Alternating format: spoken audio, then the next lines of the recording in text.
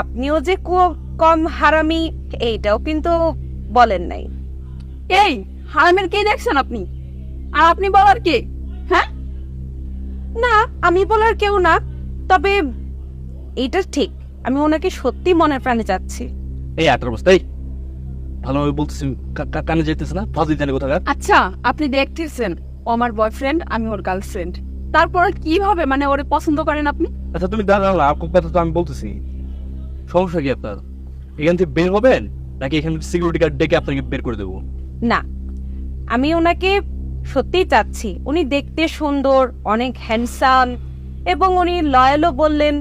সবকিছুতে একদম আমার মিলে যাচ্ছে। আমি হিসাব যেভাবে করে রেখেছিলাম একদম কড়ায় গন্ডায় মিলে যাচ্ছে।